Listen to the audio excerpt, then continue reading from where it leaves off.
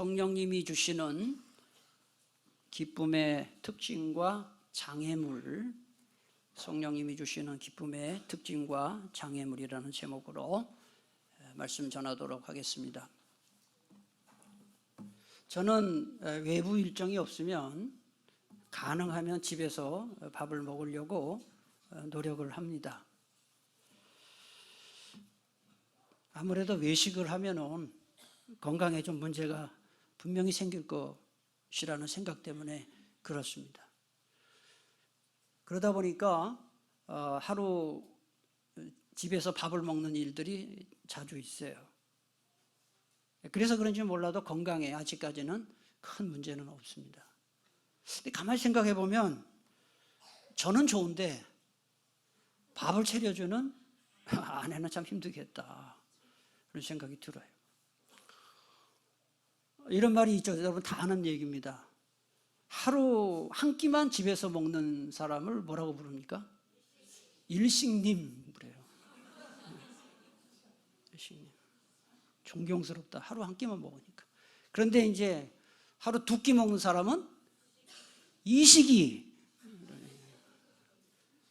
그 다음에 하루 세 끼 다 챙겨 먹는 사람 뭐라 그래요? 삼세끼.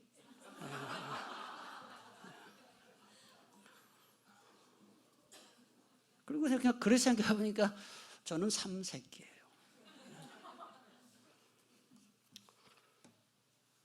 저는 그래서 이 삼세끼를 둔 부인 여자분들을, 저만 삼세끼겠어요? 삼세끼를 둔 부모님들, 여자분들 혹시 있습니까? 그래서 삼세끼를 둔 여자분들을 존경합니다. 존경합니다. 근데 자, 끝까지 말을 잘 들어야 돼요. 곰곰이 생각하면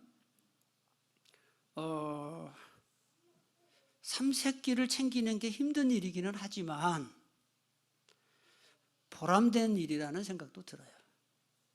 왜냐하면 여러분 뭐니 해도 뭐가 최고라 그래요? 건강이 최고라고 하잖아요. 그러니까 집에서 삼세끼를 다 챙겨줌으로써 가족들이 건강할 수 있으니 그게 얼마나 보람된 일이고 참 좋은 일이냐. 별로 이렇게 동의하는 얼굴이 아닌 것 같은데요. 따지고 보면 그래요. 따지고 보면. 지난 연말 주일 24일 주일 지나고 월요일이 성탄절이었어요. 성탄절 예배 드렸어요. 그리고 그 다음 주가 31일 주일이고 오후 밤 예배 송구영신 예배를 드렸어요. 그리고 이어서 지금 특별 밤 기도회를 계속합니다. 그러다 보니까 계속 설교를 하게 되는 거죠. 설교를 헉헉 준비하면서 이제 헉헉대면서 설교 준비를 계속하고 있어요. 많은 교우님들이 좀 착각하는 것 중에 하나는 그냥 목사는 강단에 올라오면 저절로 뭐 설교가 되는 걸로 알고 있는데, 제가 여기 설교해 본 사람들은 알지만 설교 한 편 준비하려고 그러면은 이게 쉽지가 않습니다. 네. 그래서 제가 계속 설교 자판기도 아니고 말이죠. 설교 준비를 계속 하면서 갑자기 그 삼세끼들을 챙겨주는 여자들의 마음이 생각났어요. 다음 기회도 뭘 해야 되나? 다음 기회를 뭘 해야 되나? 네?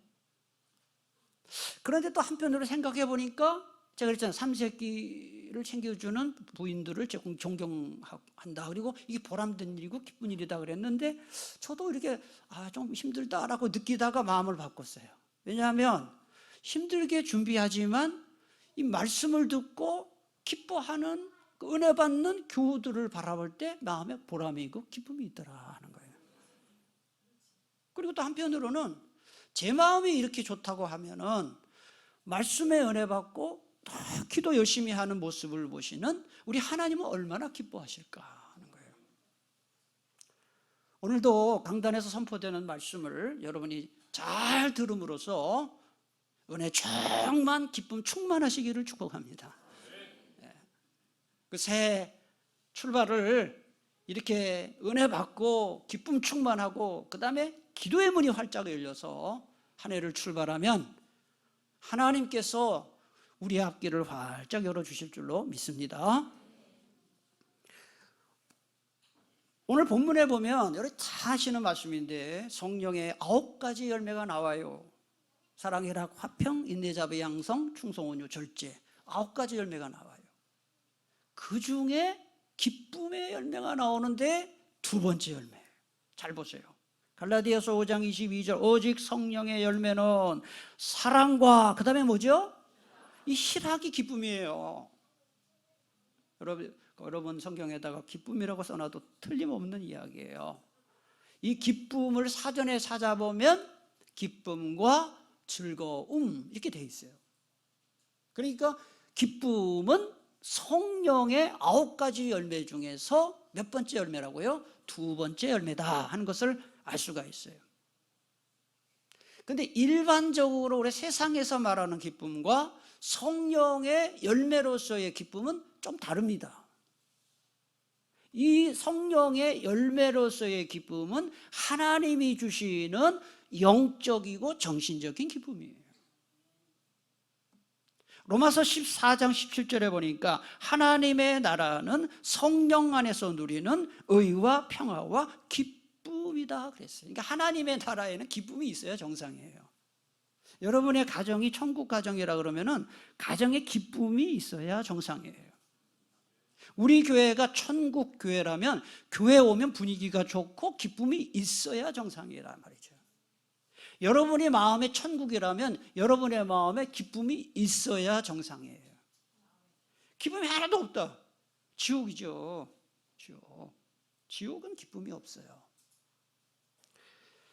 그래서 이 시간에는 성령께서 주시는 기쁨이 어떤 특징이 있느냐, 그거 하나 하고 성령께서 주시는 기쁨을 무엇이 가로막느냐, 그 두 가지에 대해서 말씀을 드리려고 합니다. 자, 성령께서 주시는 기쁨의 첫째 특징이 뭐냐 하면은 세상이 주는 기쁨과는 다른 기쁨이다 하는 거예요.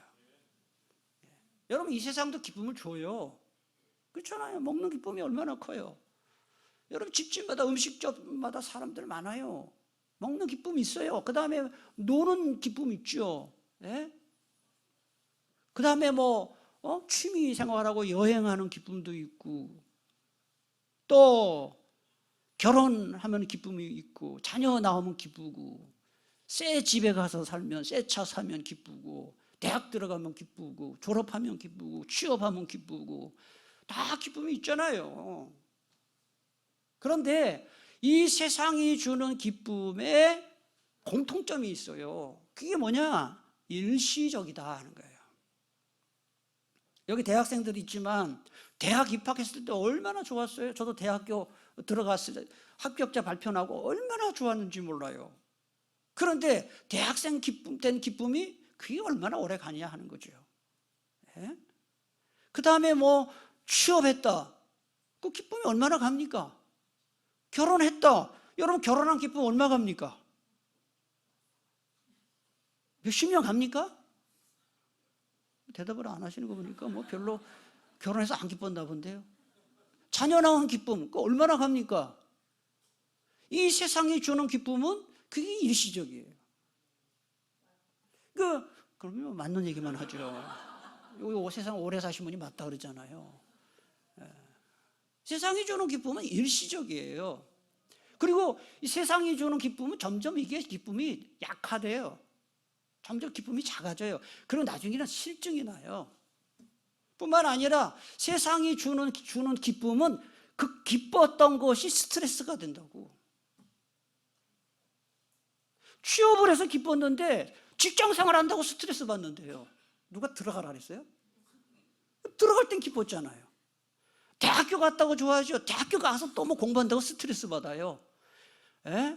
결혼할 땐 좋았죠. 결혼하고 보니까 괜히 결혼해가지고 이런 사람도 있잖아요.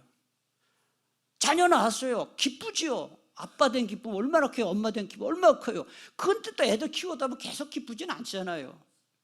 계속 기쁘나요? 기쁘지 않을 때도 있고 왼수처럼 생각될 때도 있고 있잖아요. 그러니까 이 세상이 주는 기쁨은 오래 못 가요. 매우 일시적이에요. 그리고 자기가 기뻐했던 것이 실증이 날 수도 있고 자기가 기뻐했던 것 때문에 오히려 또 스트레스를 받을 수도 있다. 그러므로 이 세상이 주는 기쁨은 결코 진정한 기쁨이 아니다. 아멘이십니까? 그래서 제가 몇 번 인용을 했습니다만 영국의 속담이 있죠. 하루 기쁘게 살려면 이발을 해라. 저는 뭐 이발을 가끔 하는데 뭐 하루도 안 기뻐요. 나는 이발 가는 거 별로 그렇게 스트레스 받더라고. 근데 뭐 하루를 기쁘게 살려면 이발을 하래요. 한 주간을 기쁘게 살려면 자동차를 사라. 한 달을 기쁘게 살려면 결혼하라. 1년을 기쁘게 살려면 새 집을 지어라 그랬어요. 이게 바로 세상이 주는 기쁨이에요.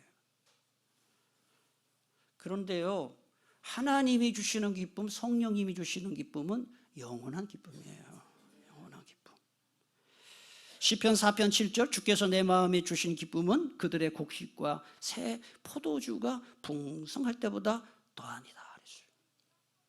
근데 나는 왜 신앙생활을 하는데도 왜 기쁨이 없지? 이런 분들이 분명히 있을 거예요.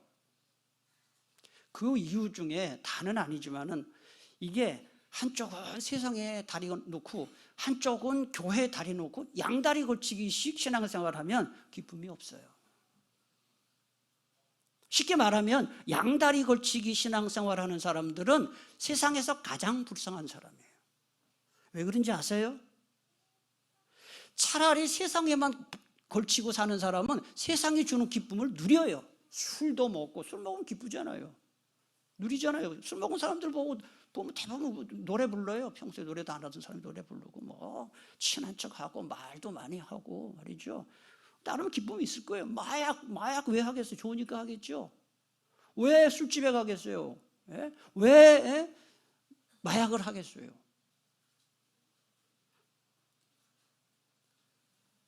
그런데 그게 오래가지 못하더라 하는 거예요.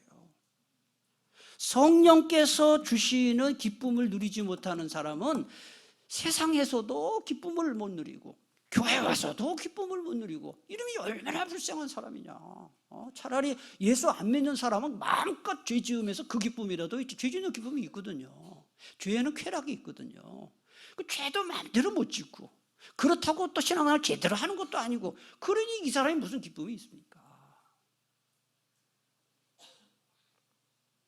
그러므로 우리가 이왕 신앙생활 하는데 신앙생활 잘 하시기 바랍니다.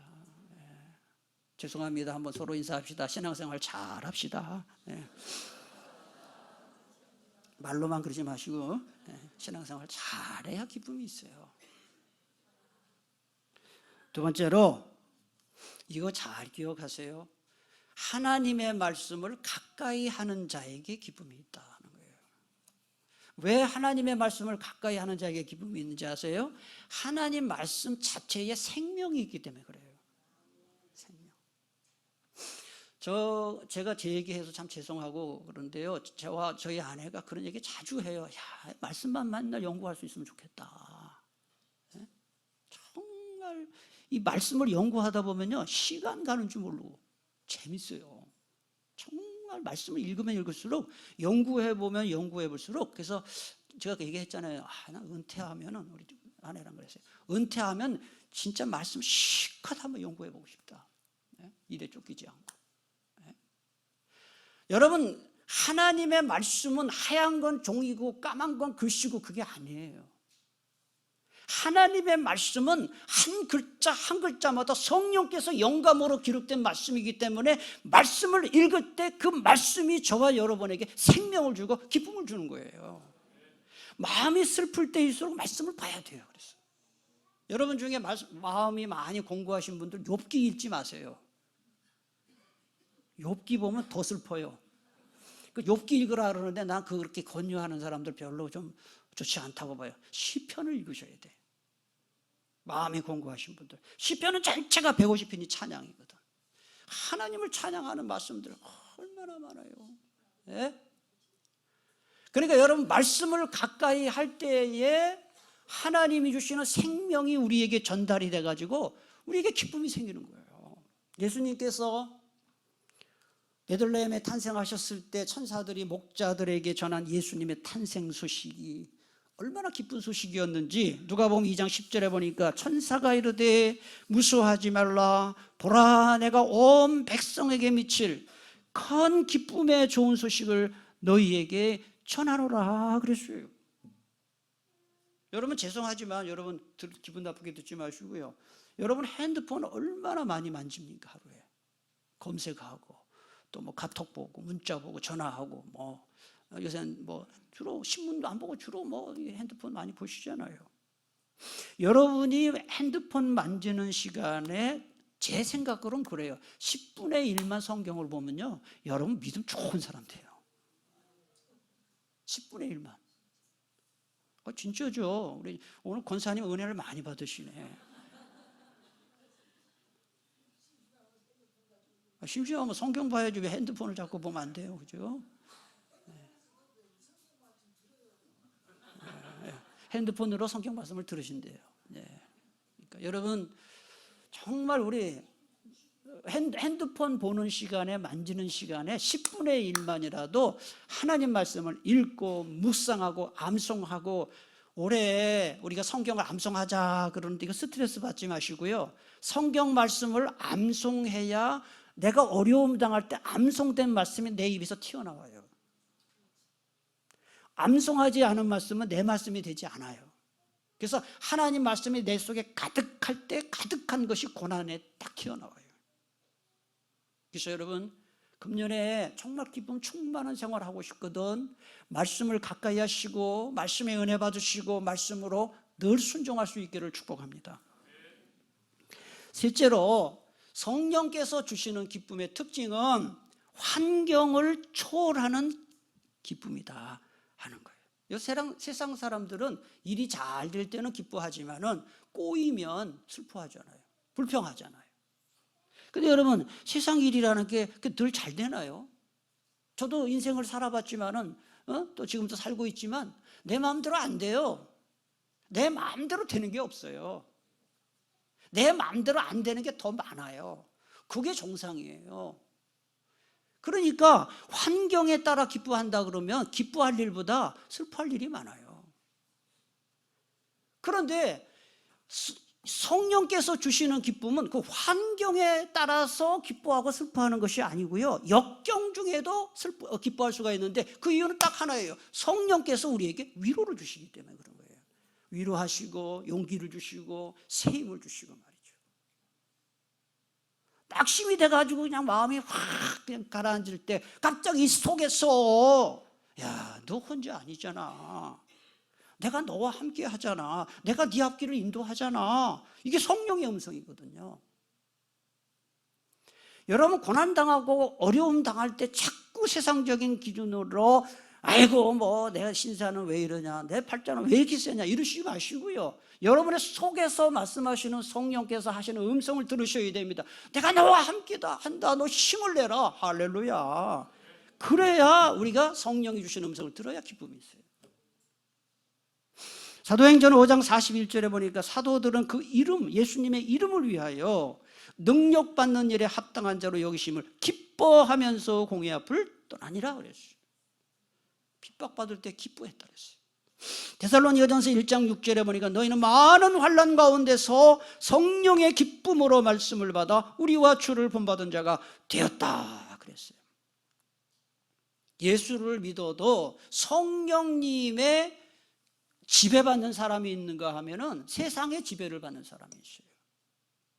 기분 내키는 대로 말하고 기분 내키는 대로 행동하는 것은 그 성령님과 관계가 없어요. 네. 여러분 임산부가 아기를 낳으려면 꼭 겪어야 할 과정이 10달 동안 배에 이렇게 안고 다니는 거 말고 아기 낳기 직전에 무슨 고통을 꼭 경험합니까? 해산의 고통을 경험합니다. 근데 해산의 고통을 경험하는 엄마들이 그냥 슬퍼하지 않습니다. 그래도 그 고통을 받으면서도 기쁨이 있는 것은 내가 조금만 고생하면 애를 낳는다. 진짜 뭐 아닌 게 아니라 뭐 이렇게 한 8개월, 9개월, 10개월 돼가지고 막 이러고 막 이렇게 다니는 임산부들 보면은 좀 안 됐어요. 얼마나 힘들까. 누울 때도 제가 뭐 그런 본 적은 없지만 누울 때도 이게 옆으로 이렇게 누울 수가 없을 것 같아. 여름에도 이게 얼마나 뜨겁겠어. 몸 하나도 뜨거운데 얘네 수박통만한 애를 하나 있으니 얼마나 뜨겁겠냐고요. 그런데 아기를 힘들게 막 진통을 하고 낳는데 애를 딱 보는 순간 그 아기 엄마가 내가 너 낳느라고 죽을 뻔했어 새끼야 그러고 쥐어박는 그런 엄마 있습니까? 내 너 낳는다고 죽는 줄 알았어 새끼냐 그러면서 그 애를 막 쥐어박 그런 엄마가 없거든요. 아이고 이뻐라 아이고 이뻐라 그러고 막 쓰다듬고 막 그러고 막 그래 하잖아요. 그 왜 그래요? 고통보다 기쁨이 크기 때문에 그래요. 여러분 우리가 힘들고 고통스러운 일을 당해도 그래도 슬퍼하지 않고 절망하지 않고 좌절하지 않을 수 있는 이유는 딱 하나밖에 없어요. 왜냐하면 하나님은 합력하여 선을 이루시는 분이기 때문에 전화위복의 은혜를 주시는 분이기 때문에 아멘이십니까? 저도 살면서 이런 일이 왜 나한테 있나 이런 일들이 있단 말이죠. 그런데 가만히 뒤돌아보면 이만한 고통 다음에 하나님이 이만한 기쁨을 주시더라는 거예요. 우리 하나님은 합력하여 모든 안 좋은 일 뭐 있지 않았으면 좋을 까지 다 합해서 이걸 전부 합력해서 가장 좋은 길로 인도하시는 그런 좋은 분이심을 믿으시기를 바랍니다. 그래서 환경을 초월하는 기쁨은 성령께서 주시는 기쁨이다 하는 거예요. 마지막 네 번째 특징은 거룩한 슬픔 뒤에 거룩한 기쁨이 온다는 거예요. 거룩한 슬픔이 있어야 거룩한 기쁨이 온다. 여러분 기쁨에도 두 종류가 있습니다. 세상의 기쁨이 있고 거룩한 기쁨이 있어요. 그렇죠? 슬픔도 세속적인 슬픔이 있고 거룩한 슬픔이 있습니다. 그러면 무엇이 거룩한 슬픔이냐? 내가 말씀대로 살지 못하는 것 때문에 기도할 때마다 나는 말씀대로 살지 못합니다. 하나님 내가 왜 이렇게 난 신앙생활을 이렇게 못하는지 하면서 하나님 앞에 내 잘못을 회개하고 막 참회의 눈물을 흘리며 기도하는 그게 바로 이게 거룩한 슬픔이에요. 여러분 기도하다가 나는 내가 왜 이런 인간, 내 인간이 왜 이러지? 내가 왜 이렇게 신앙생활을 못하지? 나는 왜 이렇게 죄를 많이 짓지? 내가 생각해도 정말 한심하다. 나는 왜 그럴까 하면서 정말 자기의 어떤 죄 지은 것 때문에 하나님 앞에 회개하면서 자기를 만큼 반성하고 그게 있습니까? 그게 클수록 주님 주시는 기쁨도 크다 하는 거예요. 근데 우리의 삶에서 보면 진심으로 회개하는 게 적어요. 신앙생활을 오래 한 분들일수록 이런 참회의 눈물이 적어요. 눈물이 다 말라버렸어요. 여러분 영화를 보다가 아주 기쁜 장면이나 아주 슬픈 장면이 있을 때 눈물을 흘리는 사람이 건강한 사람이에요. 남자고 여자고. 그런데 보면은 우리 동기 목사님들하고 이렇게 얘기해 보면은 영화관에 가거나 뭐 TV 드라마를 부부가 같이 앉아서 보면 내 나이 정도 되면은 남자들은 질질 짜고 우는데 여자들은 왜 울어 남자가 그러면서 그래서 나이가 들수록 남자는 전부 여자처럼 되고 눈물이 많아지고 근데 내가 볼 때는 눈물 많아지는 게 그게 좋은 거예요. 사람이 눈물이 많은 게 감정이 좋은 거예요. 여러분 기도할 때도 정말 감사의 눈물, 참회의 눈물이 회복될 수 있기를 축복합니다. 거룩한 슬픔이 있을 때 거룩한 기쁨이 있다. 자 그러면 성령님이 주시는 기쁨의 특징 네 가지를 말씀드렸는데 한 개 더 무엇이 성령님이 주시는 기쁨을 가로막느냐 장애물이 뭐냐 하는 거예요. 이거 잘 들으셔야 됩니다. 첫째로 욕심입니다. 여러분 욕심은 이 세상에서 가장 죄수들이 많은 감옥이라는 말이 있어요. 그렇죠. 우리 이 마음을 가만히 보면은요, 뭐 저를 포함해서 다 그래, 다 욕심덩어리. 뭔 욕심이 이렇게 많은지. 이 세상에서 가장 죄수가 많은 감옥이 욕심 감옥이에요. 또 이 세상에서 종신형을 사는 종신형 죄수가 많은 감옥이 욕심 감옥이에요. 죽을 때까지 욕심을 못 버려요. 그래서 죽을 때까지도 그냥 돈을 움켜쥐고 내 돈 하면서 막 그냥 놓지 못하고 죽는 사람들 많잖아요.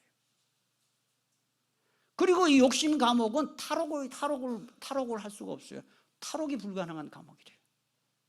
그리고 이 욕심 감옥은 아무리 채워도 채워지지 않는 갈증을 느끼는 그런 감옥. 그러니까 이게 욕심이 많다 보면요, 기쁨이 없어요. 기쁨이 없어요. 여러분, 여자분들도 말이죠, 자꾸 자기 외모에 대해서 자꾸 내가 왜 이렇게 안 이쁘지? 나이가 들으면 주름살 생기고 기미 끼고 화장발 안 받고 그게 정상이에요. 저도 보면은 주름 생기고 뭐 살 늘어지고 뭐 머리칼 빠지고 이게 정상인데 제 자신도 내가 옛날 같지 않다 느낄 때가 많아요. 저 옛날보다 좀 덜, 옛날에도 잘생기진 않았지만은 가끔 만나시는 분들 보면 목사님 이렇게 팍싹 늙었냐고 이런 분도 있고. 근데 그래도 나보고 그렇게 팍싹 늙었다고 그러면 안 되지. 예. 말이라 듣고 그렇게 말하는 사람이 있어요. 목사님 이렇게 팍싹 늙었다고. 근데 그걸 받아들여야 되는데, 예? 여러분 여자분도 30대, 20대, 40대, 50대 되면 이게 외모도 바뀌잖아요. 그걸 받아들여야 돼요. 보톡스인가 이런 거 하지 마세요. 보톡스 주사 맞고 성형수술하고 자꾸 이뻐지려고, 응? 여기 살 갖다 띄어다 여기다 붙이고 여기 살 갖다 띄고. 그래서 나왔던 여자 보니까 나중에 배꼽이 이마에 와 있더라고요. 자꾸 띄 게 없으니까 배꼽까지 띄어가지고 이마에다 붙이고 말이에요. 무슨 짓입니까?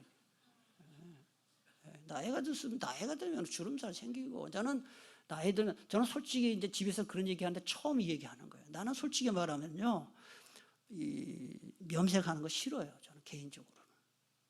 그래서 염색 좀 안 했으면 좋겠는데 집에서 하도 반대를 해가지고 이 나이 되면은 염색 안 하고 백발이 더 이렇게 존경스러운 거죠. 성경에도 백발이 노인의 면류관이라고 했는데 지금은 80 먹은 사람도 새카맣고 나는 이 염색 좀 우리 교회 전부 염색 하지 말까요? 머리 하얀 게 전 지금 염색 안 하면 완전 백발이거든요. 목사가 염색 안 한 게 더 좋을 것 같은데 또 10년 전에 그 염색을 안 했더니 그때 50대 때도 머리가 지금 반은 이렇게 하였거든요. 그랬더니 새 가족분이 와가지고 나보고 그러는 거예요. 사모님은 젊네요. 그러면 내가 무슨 굉장히 부도덕한 사람인 것처럼, 한 살 차이인데. 그래서 내가 자꾸 소리 들었어요. 자꾸 목사 사모님은 젊네요. 그래서 어떡하냐고 또. 제가 하는 얘기는 이제 웃자고 하는 게 아니고요. 이 사람이 자꾸 외모도 그렇고 그냥 욕심을 자꾸 버리면 기쁨이 있는데 자꾸 꾸미고 하다 보면은 이게 채워지지가 않아요. 채워지지가 않아요. 그러니까 여러분, 기쁨을 많이 얻고 싶거든 자꾸 욕심을 버리셔야 됩니다. 그래야 되는 거예요. 그래서 성령께서 주시는 기쁨을 가로막는 첫 번째가 욕심이다. 두 번째, 비교의식이에요. 비교의식. 나보다 나은 사람과 나를 자꾸 비교하면 기쁘지 않아요. 나는 이 정도 사는 거 괜찮다고 생각했는데 돈 많은 사람하고 만나서 얘기해 보니까 나는 완전 노숙자 수준이에요. 거지 수준이에요. 그럼 얼마나 슬퍼. 네? 그래서 동창회 갔다 와서 많이 싸운대잖아요. 부부싸움 안 되잖아요. 나보다 잘 나가는 사람 만나고 와가지고. 여러분, 세계 최고의 명문대가 어디입니까? 미국 하버드 대학입니다. 하버드 대학은 세계 수재들이 모인 곳입니다. 우리나라 서울대 학생도 서울대만 가도 잘 갔다고 하는데 서울대 그 잽도 안 되잖아요. 근데 여러분, 하버드 학생들 같으면 자부심이 하늘을 찌를 것 같지요. 하버드 대학생들 중에 5명 중에 4명이 우울증에 걸려 있다는 거 아세요? 그 이해 안 가지요?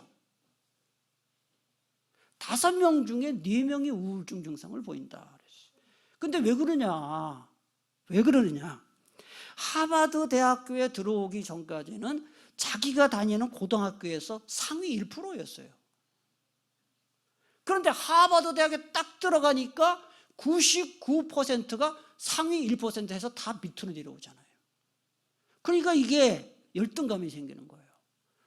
우울증이 생기는 거예요. 그게 행복합니까? 하버드 대학 안 가는 게 더 낫지. 뭐 하버드 대학 가가지고 그렇게. 저는 그래요. 서울대학교 가가지고 뭐 그렇게 서울대학교 애들도 거의 그렇대요. 그것도 자기 원하는지 원하는가 못 가고 그러고 막 우울증에 걸리고 막 열등감에 빠지고. 뭐로 서울대학교 가요? 그냥 아무 데나 가가지고 그냥 아무 데나 가면 안 되겠죠. 하여튼 뭐. 그 열등감 안 느끼는 대학에 가야지. 지난 20년 동안 하버드 대학교에서 가장 인기 있는 강좌가 행복학이에요. 행복학. 그러면 대학생들이 행복학을 가장 많이 듣는다는 얘기는 행복하다는 얘기야, 안 행복하다는 거예요? 안 행복한 거예요. 기쁨이 없는 거예요. 여러분, 자기의 외모가 됐든지 재산이 됐든 심지어 믿음도 그래요. 절대로 다른 사람과 비교하지 마시고요. 하나님이 내게 주신 것에 감사하며 사세요. 감사하며. 제가 늘 말씀드리죠. 따라합시다. 비교하면 비참해진다. 비교하면 비참해져요. 슬퍼져요. 우울해져요. 하나님이 내게 주신 환경과 모든 것에 자족하고 감사할 때 비로소 성령께서 주시는 기쁨을 누릴 수가 있다. 한번 저를 따라 하겠습니다. 이 정도만도 감사합니다. 이게 여러분의 진심이기를 축복합니다. 다시 한번 이 정도만도 감사합니다. 하나님께 그런 기도하세요. 하나님, 이 정도만도 감사해요. 이렇게 사실이잖아요, 그죠? 사실이잖아요. 이 정도도 감사하죠. 디모데전서 6장 7절 8절 우리가 세상에 아무것도 가지고 온 것이 없음에 또한 아무것도 가지고 가지 못하리니 우리가 먹을 것과 입을 것이 있은즉 족한 줄로 알까. 여기 보면 좀 지나친 것 같죠. 먹을 것과 입을 것이 있으면 족한 줄 알래요.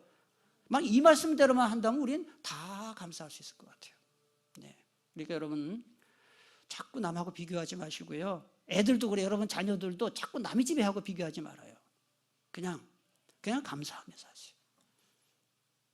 그 다음에 세 번째, 우리의 성령께서 주시는 기쁨을 막는 장애물 세 번째는 뭐냐면 회개하지 않은 죄입니다. 회개하지 않은 죄. 여러분 이 죄 짓고 회개하지 않으면요 성령께서 주시는 기쁨을 다 뺏어갑니다. 왜냐하면 죄라는 것은 하나님과 나 사이를 가로막기 때문에 그래요. 다윗이 밧세바와 간음죄를 짓고 나단 선지자로부터 강하게 책망을 받았죠. 그리고 나서 이 다윗이 하나님께 기도를 드려요. 그때 뭐라고 기도했느냐? 하나님, 구원의 즐거움을 제게 회복시켜 주시옵소서. 기쁨이 사라진 거예요. 그래서 간절히 슬퍼하면서 침상을 적시며 기도함으로써 하나님 주신 기쁨을 회복을 하잖아요. 회개하지 않으면 절대 하나님이 기쁨 주지 않습니다. 오늘 밤에도 회개 기도를 많이 하세요. 회개 기도. 마지막으로 네 번째 장애물은 기쁨의 근원을 세상에 두는 것입니다. 여러분 무슨 병이든지 원인을 바로 알아야 치료를 바로 할 수 있습니다. 그렇게 안 하면 이 약 쓰고 저 약 쓰고 이 의사 저 의사 찾아다니다가 돈 다 쓰고 점점 몸이 나빠지는 거예요. 기쁨의 근원을 세상에 두고 사는 사람들은 조울증 환자처럼 살아요. 여러분 조울증이 뭔지 아세요? 조울증이 뭔지 아세요? 우울증하고 달라요. 막 기뻐했다가 금방 또 금방 막 슬퍼하고 그 어떤 사람하고 막 세상에 뭐 둘도 없이 좋은 사이처럼 지냈다가 뭐 또 갑자기 또 막 원수처럼 지내고 말이지. 이게 조울증 환자예요. 세상이 이렇게 녹록지 않습니다, 여러분. 그러니까 이 세상에서 기쁨을 찾으려고 하면은 조울증 환자처럼 삽니다. 돈이 좀 벌릴 때는 기쁘고, 돈이 잘 안 벌리고 막 생각만큼 저게 안 들어온다, 그럼 막 슬퍼요. 건강할 때는 기쁘지만은 좀 아프고 그러면 슬퍼요. 왜? 기준이 세상에 그 세상적인 것에 기준이 있으니까. 하나님께 뿌리를 두지 않은 모든 기쁨은 완전 가공된 기쁨이고요. 이건 인스턴트 기쁨입니다. 여러분 꼭 기억하세요. 우리에게 진정한 기쁨, 변치 않는 기쁨을 주시는 분은 하나님밖에 없어요. 하나님만 붙드셔야 돼요. 어제 우리 김 목사님이 설교할 때 하나님이 주시는 선물을 기뻐하지 말고 하나님을 즐거워하라 그랬잖아요. 여러분 자꾸 하나님이 우리에게 뭐 돈을 주시고 건강을 주셔서 기뻐하는 거, 그건 감사는 해야 되는 건 맞는데요, 올해는요 우리 하나님 그분을 기뻐하세요. 이 시간에 기도할 때도 하나님을 기뻐하게 해달라고, 하나님이 내 안에 계신 그것 때문에 내가 기뻐하게 해달라고.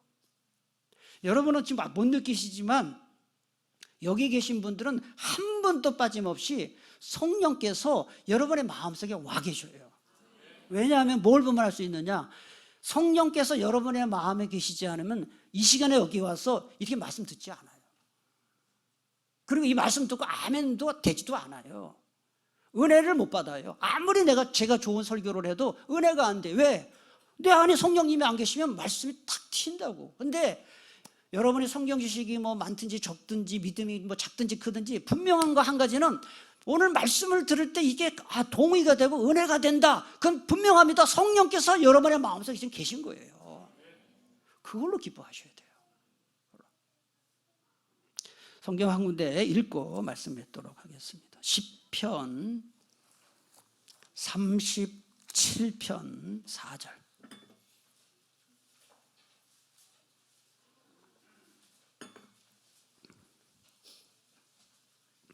시편 37편 4절입니다.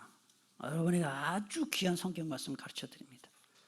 여기 함께 읽겠습니다. 시작. 또 여호와를 기뻐하라. 그가 내 마음의 소원을 내게 이루어 주시리로다. 아멘.